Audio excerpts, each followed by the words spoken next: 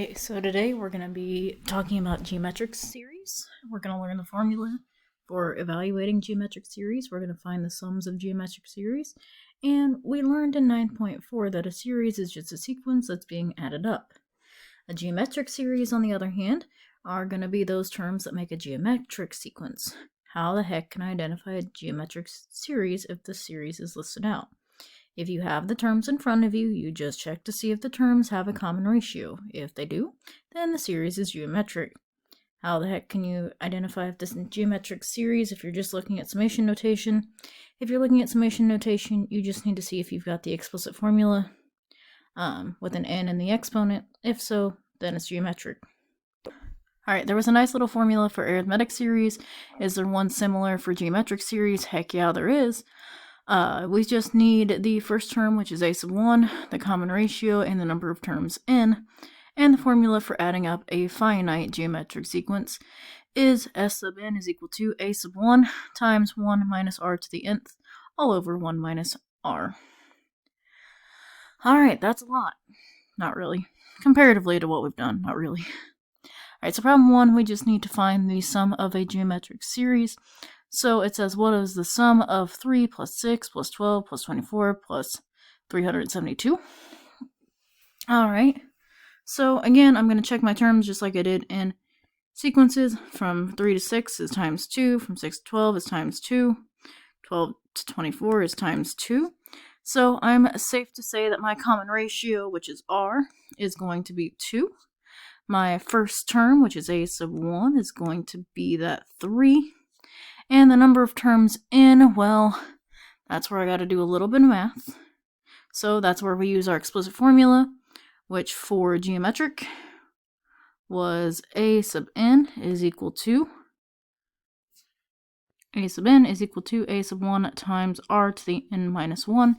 Again, that is from 9.3.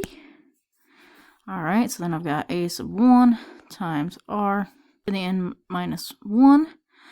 Alright, a sub n is just going to be my last term in this particular series, which is that 3072 is equal to a sub 1, I know is 3, times r, which we said was 2,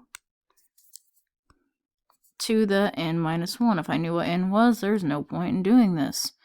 So, probably grabbing a calculator, we're going to divide off that 3 first, which should be just 1024 is equal to 2 to the n minus 1.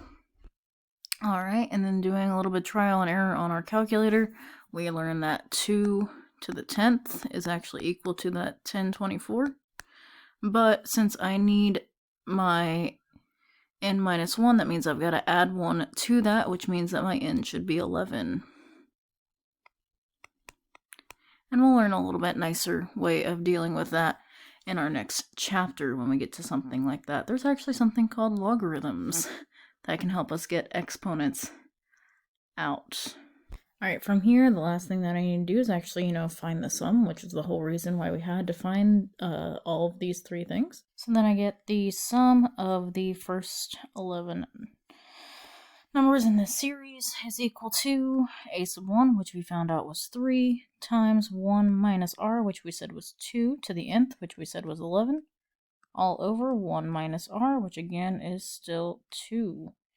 Alright, so typing that into your calculator, you should get 6,141, I do believe. Alright, that's it, that's all.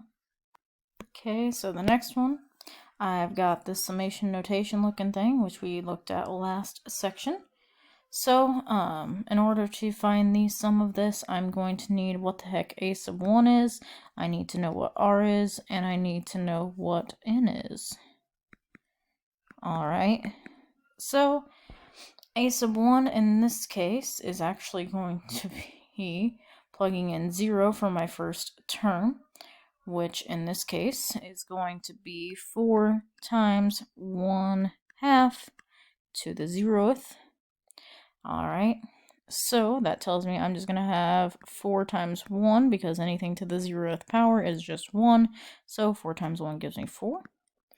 Alright, r in this particular case is just going to be that 1/2, that's what's sitting inside of the parentheses.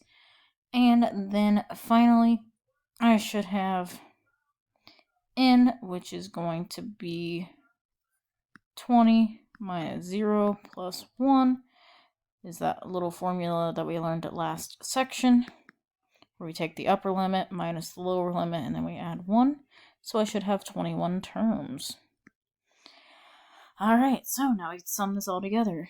So I get S sub 21 is equal to A sub 1, which is 4 times 1 minus R, which we said was 1/2, to the nth, which is 21.